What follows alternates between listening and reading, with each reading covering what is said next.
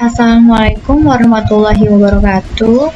Salam sejahtera bagi kita semua. Kami dari kelompok 4 akan mempresentasikan mengenai profesi kepala sekolah dalam mata kuliah profesi pendidik dan tenaga kependidikan. Di sini saya tidak sendiri, saya bersama 3 rekan saya yang keren-keren. Yang pertama ada Anissa Faradila, kedua ada Alif Falur Rahman, ketiga saya sendiri Sandrina Devi, dan keempat ada Tiara Nuzlia Zahwa. Table of contents pada hari ini adalah 1 pengertian, kedua kualifikasi, ketiga kompetensi, dan keempat fungsi dan peran. Untuk pengertian akan dijelaskan oleh Tiara Nuzlia. 1. Pengertian. Kepala sekolah. Kata kepala sekolah berasal dari kata kepala dan sekolah, di mana kepala adalah suatu pemimpin atau ketua dalam organisasi dan sekolah adalah tempat di mana mendapatkan pembelajaran, di mana yang artinya kepala sekolah adalah pemimpin atau ketua dari lembaga tempat di mana mendapatkan pembelajaran. Selanjutnya ada kualifikasi yang harus dimiliki oleh seorang kepala sekolah. Boleh di next. Yang pertama ada kualifikasi umum yang harus dimiliki oleh kepala sekolah, yaitu 1. Pendidikan. Calon kepala sekolah setidaknya memiliki kualifikasi sarjana S1 atau diploma 4 pada perguruan tinggi yang terakreditasi. Lalu yang kedua ada usia. Pada waktu diangkat sebagai kepala sekolah berusia setinggi-tingginya 56 tahun. Lalu yang ketiga ada pangkat. Memiliki pangkat serendah-rendahnya C bagi pegawai negara sipil PNS dan bagi non-PNS, disetarakan dengan kepangkatan yang dikeluarkan oleh yayasan. Lalu yang terakhir, pengalaman. Memiliki pengalaman mengajar sekurang-kurangnya 5 tahun, kecuali di Taman Kanak-kanak, Raudatul Atfal. Memiliki pengalaman mengajar sekurang-kurangnya 3 tahun di TK atau RA 4. Next, boleh terus. Selanjutnya ada kualifikasi khusus yang harus dimiliki oleh seorang kepala sekolah. Yang pertama untuk kepala sekolah, kepala Taman Kanak-kanak atau Raudatul Atfal, yaitu berstatus sebagai guru TK atau RA. Yang kedua memiliki sertifikat, dan yang terakhir memiliki sertifikat kepala TK atau RA yang diterbitkan oleh lembaga yang ditetapkan pemerintah. Yang kedua, untuk kepala sekolah dasar atau madrasah ibtidaiyah, yang pertama berstatus sebagai guru SD atau MI, yang kedua memiliki sertifikat pendidik sebagai guru SD atau MI, dan yang ketiga memiliki sertifikat kepala SD atau MI yang diterbitkan oleh lembaga yang ditetapkan pemerintah. Oke, boleh di next. Lalu untuk kepala sekolah menengah pertama atau madrasah sanawiyah adalah sebagai berikut. Yang pertama berstatus sebagai guru SMP atau MTS. Yang kedua memiliki sertifikat pendidik sebagai guru SMP atau MTS. Dan yang terakhir memiliki sertifikat kepala SMP atau MTS yang diterbitkan oleh lembaga yang ditetapkan pemerintah. Lalu untuk kepala sekolah menengah atas atau madrasah aliyah, yang pertama berstatus sebagai guru SMA atau MA, yang kedua memiliki sertifikat pendidik sebagai guru SMA atau MA, dan yang terakhir memiliki sertifikat kepala SMA atau MA yang diterbitkan lembaga yang ditetapkan pemerintah. Oke, boleh next. Untuk kepala sekolah menengah kejuruan atau madrasah aliyah kejuruan, yang pertama berstatus sebagai guru SMK atau MAK. Yang kedua memiliki sertifikat pendidik sebagai guru SMK atau MAK, dan yang terakhir memiliki sertifikat kepala SMA atau MAK yang diterbitkan oleh lembaga yang ditetapkan pemerintah. Lalu untuk kepala sekolah dasar luar biasa atau sekolah menengah pertama luar biasa atau sekolah menengah atas luar biasa. Yang pertama berstatus sebagai guru pada satuan pendidik SDLB, SMPLB, atau SMALB. Yang kedua memiliki sertifikat pendidik sebagai guru SDLB, SMPLB, SMALB, dan yang terakhir memiliki sertifikat kepala SLB atau SDLB yang diterbitkan oleh lembaga yang ditetapkan pemerintah. Oke, boleh. Untuk kepala sekolah Indonesia luar negeri, yang pertama memiliki pengalaman sekurang-kurangnya 3 tahun sebagai kepala sekolah. Yang kedua memiliki sertifikat pendidik sebagai guru pada salah satu satuan pendidik. Dan yang terakhir memiliki sertifikat kepala sekolah yang diterbitkan oleh lembaga yang ditetapkan pemerintah. Untuk slide selanjutnya akan dijelaskan oleh teman saya, Sabrina. Ya, selanjutnya adalah kompetensi dari kepala sekolah. Selanjutnya, ya. Pertama ada beberapa kompetensi yang harus dimiliki. Menurut kelompok kami ada kompetensi kepribadian, kompetensi manajerial, kompetensi kewirausahaan, kemudian ada kompetensi supervisi dan juga kompetensi sosialnya.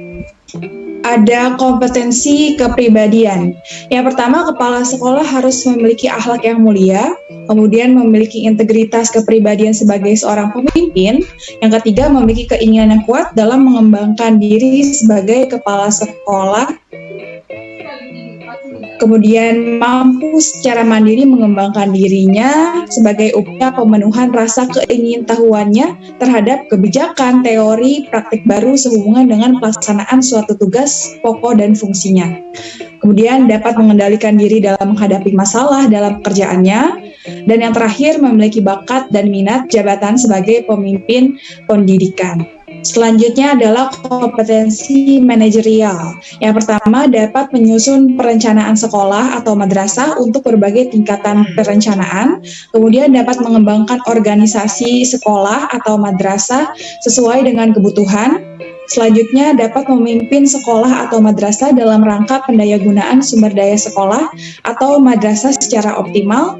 Kemudian dapat mengelola perubahan dan pengembangan sekolah atau madrasah menuju organisasi pembelajar yang efektif. Dan yang terakhir, dapat menciptakan budaya dan iklim sekolah yang kondusif dan inovatif bagi pembelajaran peserta didik. Kompetensi selanjutnya, dapat mengelola guru dan staf dalam rangka pendayagunaan sumber daya manusia secara optimal. Kemudian dapat mengelola sarana dan prasarana sekolah secara optimal. Dapat mengelola hubungan sekolah masyarakat dalam rangka pencarian dukungan ide, sumber belajar, dan pembiayaan sekolah. Dan terakhir, dapat mengelola peserta didik dalam rangka penerimaan peserta didik baru dan penempatan dan pengembangan kapasitas peserta didik. Potensi selanjutnya, dapat mengelola pengembangan kurikulum dan kegiatan pembelajaran sesuai dengan arah dan tujuan pendidikan nasional. Selanjutnya, dapat mengelola keuangan sekolah sesuai dengan prinsip pengelolaan yang akuntabel, transparan, dan efisien. Dapat mengelola ketatausahaan sekolah dalam mendukung pencapaian tujuan sekolah. Dan yang terakhir, dapat mengelola unit layanan khusus sekolah dalam mendukung kegiatan pembelajaran dan kegiatan peserta didik di sekolahnya. Selanjutnya, dapat mengelola sistem informasi sekolah yang mendukung penyusunan program dan pengambilan keputusan. Kemudian dapat memanfaatkan kemajuan teknologi informasi bagi peningkatan pembelajaran dan manajemen sekolah. Kemudian dapat melakukan monitoring, evaluasi, dan pelaporan pelaksanaan program kegiatan sekolah dengan prosedur yang tepat serta merencanakan tindak lanjutnya. Selanjutnya adalah kompetensi kewirausahaan. Yang pertama, dapat menciptakan inovasi yang berguna bagi pengembangan sekolah, dapat bekerja keras untuk mencapai keberhasilan sekolah sebagai organisasi pembelajaran yang aktif, kemudian memiliki motivasi yang kuat untuk sukses dalam melaksanakan tugas pokok dan fungsinya sebagai pemimpin sekolah. Selanjutnya, pantang menyerah dan selalu mencari solusi terbaik dalam menghadapi kendala yang dihadapi oleh sekolah. Selain itu, memiliki naluri kewirausahaan dalam mengelola kegiatan produksi atau jasa sekolah atau madrasah sebagai sumber belajar peserta didik.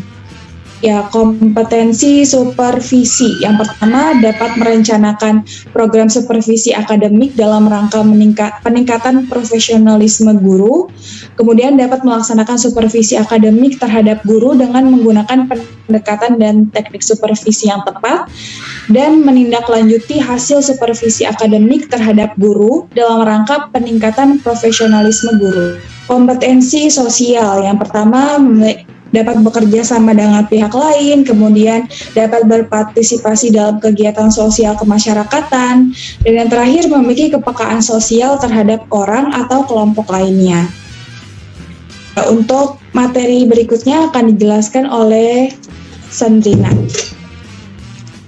Ya, baik, terima kasih Anissa. Selanjutnya ada fungsi dan peran menurut Apifudin, fungsi dan peran sekolah dalam menjalankan fungsi administrator pendidikan dipaparkan sebagai berikut.